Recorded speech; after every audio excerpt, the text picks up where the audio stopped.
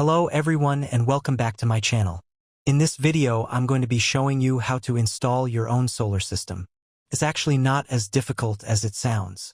All you need is only 4 components and how to put them together. If you would like helpful tips on how to live off-grid, don't forget to hit the subscribe button. The first component is the solar panel.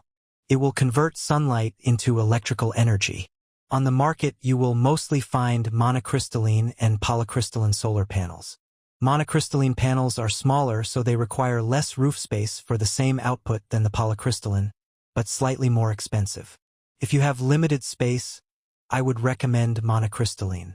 But if you have enough space for play, go for polycrystalline because they both last a long time. Be sure to check with brands though. The next component is the battery. It stores the energy generated by the solar panels for use when the sun isn't shining. You will mostly find lithium-ion and lead-acid solar batteries on the market. Lithium-ion has a lot of advantages over lead-acid. You get more usable energy from what you store, and it can be discharged up to 80 to 100% compared to lead-acid, which is only 50 to 60% for safe discharge.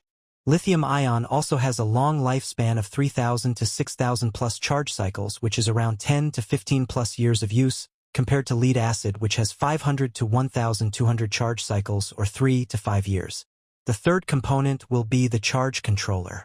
This regulates the voltage and current from the solar panels going to the battery to prevent overcharging or deep discharging of the battery, protecting and extending battery life. You will mostly find 2 types: MPPT and PWM. The MPPT will be more efficient, extracts maximum power even in varying sunlight conditions, while PWM will be simple, cheaper, but less efficient. The fourth and last component will be the inverter. This converts DC or direct current power from solar panels or battery into AC or alternating current power used by most appliances like laptops and phones. On the market, you will mostly find 2 types: pure sine wave inverter and modified sine wave. The pure sine wave produces a smooth, natural sine wave just like the power from your utility grid, which is safe for all electronics, even sensitive devices like motors, compressors, and microwaves. While on the other hand, the modified sine wave produces a stepped, choppy waveform that approximates AC but isn't smooth. Good for basic or resistive loads like bulbs.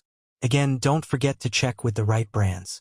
At the end of the video, I will share with you my recommendations. Please stick around. You will need wires to connect the 4 components. Wires that connect the charge controller to the battery. Wires that connect the charge controller to the solar panel, and wires that connect the inverter to the battery. Be sure to have a Phillips screwdriver and adjustable wrenches before you start planning your system setup. You need to know which system you want to install.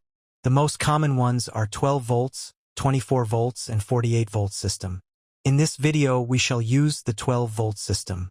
So we have 12 volts 200 watts monocrystalline solar panel, a 12 volts 100 amp hour lithium-ion battery, a 12 volts 30 amps MPPT charge controller, and a 12 volts 500 watts pure sine wave inverter. It's important to connect the charge controller to the battery before connecting the solar panel so that you don't damage your charge controller. Underneath you will find 6 holes to plug in cables. 2 holes have PV negative and PV positive. PV stands for photovoltaic. This is where we shall connect the solar panel later. The next 2 holes are the ones where we connect the device to the battery. BAT negative and BAT positive, these are the ones we are going to focus on in this step. The last 2 holes are for adding the load, which we don't need for this video. We can connect both the charge controller and inverter to the battery at the same time. The cables that connect the charge controller to the battery have lugs on one side which connect to the battery, while the side that connects to the charge controller will be stripped. Please be sure to check which cable is positive or negative to make sure the connection is correct. In most cases, red cables are positives while black cables are negatives. To install the cables, make sure the terminals of BAT negative and BAT positive are open. Insert the negative cable first and screw it up with the Phillips screwdriver. Make sure it's firm enough so that the cable doesn't come out. Then we shall insert the positive cable, tighten it properly with the Phillips screwdriver. Next, we are going to grab our cables that connect the inverter to the battery and attach them to the inverter. This is done before connecting them to the battery. The cables that connect the inverter to the battery have lugs on both ends. Depending on the model of your inverter, unscrew the negative bolt and connect the negative cable. Then unscrew the positive bolt and connect the positive cable. Again, make sure it's tight enough.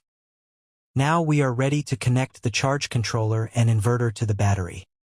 Join the negative cable of the charge controller with the negative cable of the inverter and connect them to the negative terminal of the battery.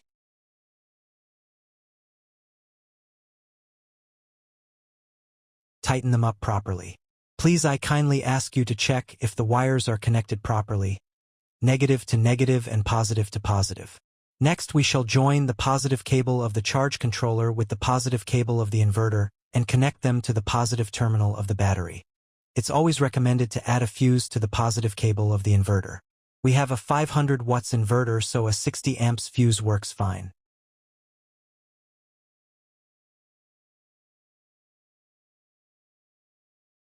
Please make sure everything is tight enough. So now we can see that the charge controller is turned on and the voltage of the battery is displayed.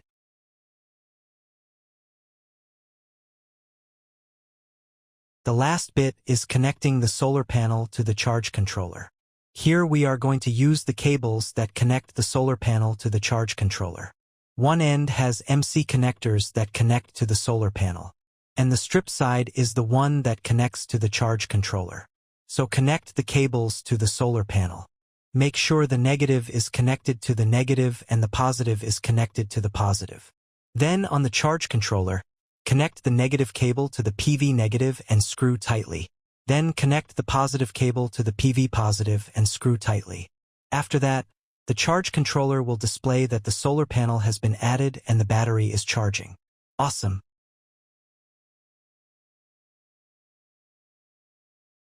Now that we have reached to the stage, the only thing left is testing our system with a load. Add your load to the inverter, for example phone or lamp, and test. That is all. It wasn't so hard. So now let me provide you with the price of each component and the best brands. For the inverter, I would recommend the Victron 12 volts 500 watts pure sine wave inverter. It's priced at $132. The charge controller would be the Victron 12 volts 30 amps MPPT charge controller, priced at $125. Then for the battery, I would recommend Li-Time 12 volts 100 Ah lithium-ion battery priced at $209. For the solar panel, I would recommend Renogy 12 volts 200 watts monocrystalline solar panel. The cables that connect the solar panel to the charge controller can be 10 gauge, priced at $17 for 10 feet. And the cables that connect the charge controller to the battery can be 8 gauge, priced at $27 for 8 feet. A 60 amps fuse will ran just for $6, so the total will be $682. The cables that connect the inverter to the battery usually come included with the inverter. All the links are included in the description. If you're working with a small space like a camper van, or you don't always have consistent sunlight, a solar generator can be a great option. Brands like Bluetti or Jackery make portable power stations that can be charged via solar panels, a wall outlet, or even your car.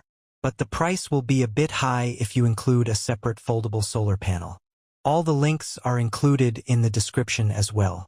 Thank you very much for watching until the end.